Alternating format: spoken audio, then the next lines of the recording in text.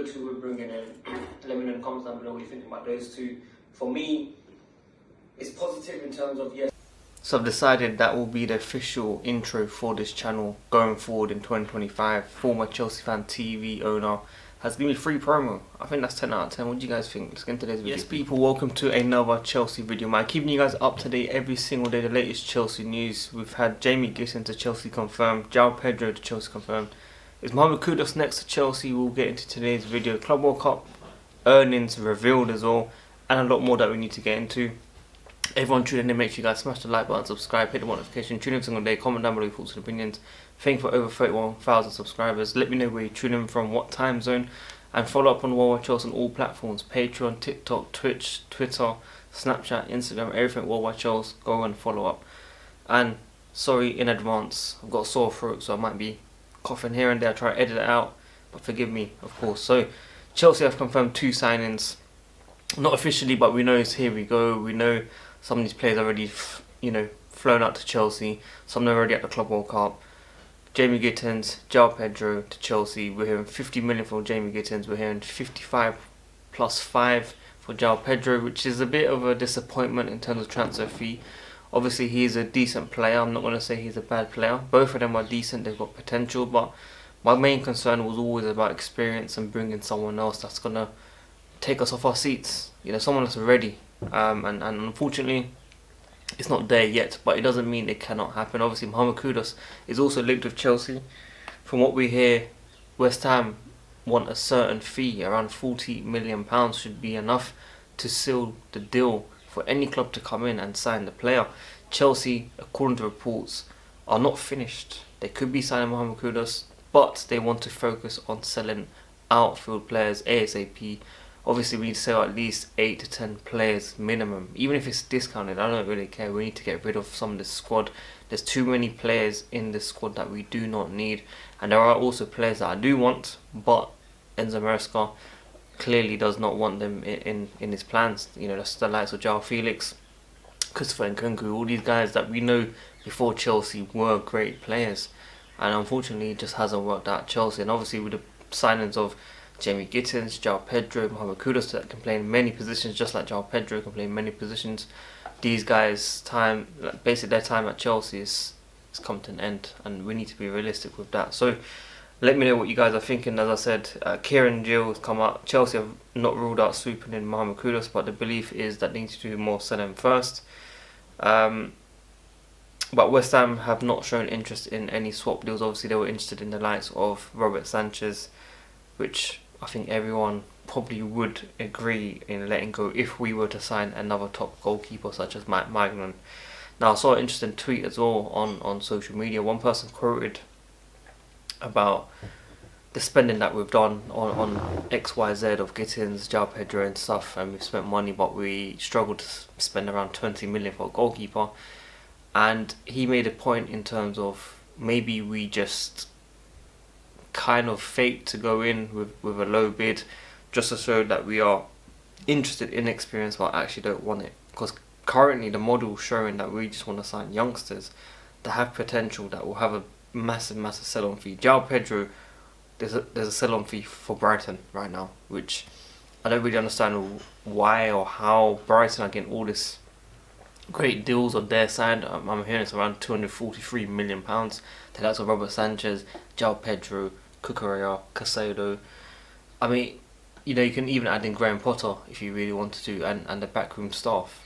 That's how bad it is right now, people. So did I say 243 million? 263 million according to Sky Sports. 63 million Cucurella, 150 million Casado, 60 million Pedro when you add on fees, 25 million for Sanchez. And yeah, as I said, ex-manager and stuff, you can probably add that in as well. And Chelsea are not done on the transfer market according to Fabrizio Romano. So we are going to be signing players. It's just very, very annoying that the type of players that we're signing, they're not bad, but it's not going to take us to that next level, I think anyway. I mean, with the manager having 1 year experience in the Premier League and these players coming in young, 20 years old, 23-year-old, what can we expect? Probably another Champions League football, maybe another top 5 finish, but we can't really expect the league unless we sign a couple decent experienced players, especially a goalkeeper. I do think we also need a goalkeeper, as I said, and also a defender. I still think we need someone that can take that leadership position. Obviously, Colwell has improved right at the end, but obviously needs to do a lot more. Coming good towards the end when it was needed was important. Of course, we have seen a bit of leadership from him, but we do need to see a lot more. I think Tosin has been probably our best player in defence this season as a centre back. I don't have any issues with him. He came in, done well, and then it was dropped, I think it was, and then since I've seen him play, I've been very, very impressed. Even with the atmosphere around other players in the dressing room, for me, he just stands out, and I think he's someone that we want to keep in the squad for sure. So I know he wasn't everyone's favourite. He wasn't my favourite. I wasn't excited about him joining, but I think he's done a very, very good job. So him, Colwell, of course. Colwell I've been very critical of throughout the season, last season. But I think towards the end has done a phenomenal job. So good to him, but he needs to obviously carry that on. But I still think we need someone with that European experience that can come in and help us get to the next level. I think that's what all we're missing, guys. 1 or 2 experienced players to come in. Okay, 3 in total, I'd say. 1 goalkeeper, 1 defender, and a winger or striker. Obviously, a winger most likely more important right now. We're also hearing Nkunku and United talks are still going ahead. Chelsea's still interested in Garnacho if needed as well, but it's not as strong as it was prior to the João Pedro and Jamie Gittins news when it was announced that they will be joining Chelsea. So those 2 guys joining have decreased the chances of us signing Garnacho, which, trust me, we've dodged a bullet if that is the case, because we don't need anyone with that charisma, attitude, ego, arrogance, family, drama, if you don't want to describe it, in the dressing room. We certainly don't need that. So you can see United struggling over the years, they've had the likes of Anthony, Rashford, obviously Sancho, who we could have signed as well, but wages got in the way. But looking at the current squad of Chelsea people, we've got 4 or 5 players in each position of the wing and strikers. So on the right side we've got Neto, Madueke, Felix and Estevao. In the middle we've got Fernandes, Palmer, Nkunku and Carney. I completely forgot about Carney, guys. On the other side, left side, we've got Gittins, George, obviously Mudryk was there, and Sterling is still on the books, guys. Don't forget about that. Raheem Sterling, one of the best players of all time. Him signing for Chelsea does indicate that we were going to sign experienced players, but clearly not anymore going forward at the moment. Strikers, I was going to say Rory Delap, amazing throw on.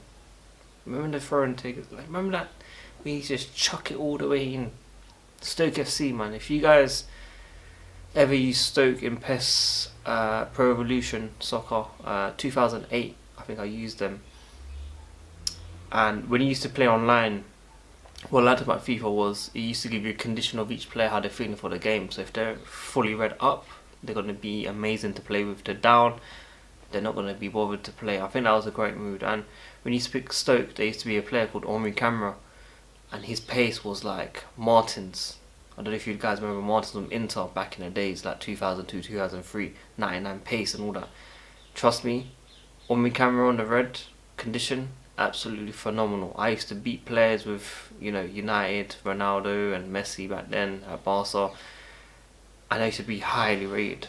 And playing with Stoke gives you extra points. Obviously, when you make it to a certain level, then it gives you less points. But playing with Stoke, you used to get triple points at the start. Crazy. Good times, but I went off track there.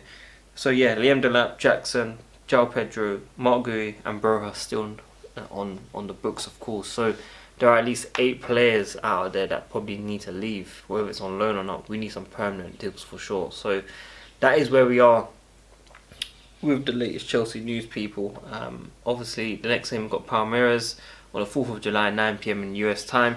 But obviously for us in the UK, it is on the 5th of July, 2 AM UK time. Luckily, it's on a weekend, so I'm definitely watching that. If it was weekday, during deadlines for accounting, definitely not, people. Fabrizio Moura says, I'm hearing that Chelsea are not done yet. They could add another winger, exploring the wingers market. They're also thinking about buying a centre-back. See, this is what we need, guys. This is what we need. This is what I need to hear, people. Ibsy speaks. Obviously, we got Ibsy, except for when you criticise Ronaldo about Hazard and Neymar being better. He says that I think it's safe to say that Nico Jackson and Noni Madueke won't be Chelsea players by the end of transfer window. I mean, we need to see if whoever Nkunku and Felix, some of these guys are being sold yet, because we've been focused on signing players, but we need to see at least 8 to 10 players leaving before any of these guys. They won't be forced, but if the money's right, obviously 50 million plus, Chelsea will obviously run to that. So let's see if that's going to happen. It's going to be interesting to see what happens, but let's see. Everyone tuning in, man. Big up to every single one of you. Like the video, subscribe, hit the notification, tune in every single day, comment down below your thoughts, opinions. Tuesday, Wednesday, Thursdays will be an upload around 8 PM, 9 PM UK time, because I've got work. But I'll catch you guys very soon. Hopefully you lot like the intro. That will be officially the new intro for the channel. So yeah, I received it randomly, unexpected. So yeah, big up signing for that. But yeah, WorldWideChels guys, I'm out. Peace.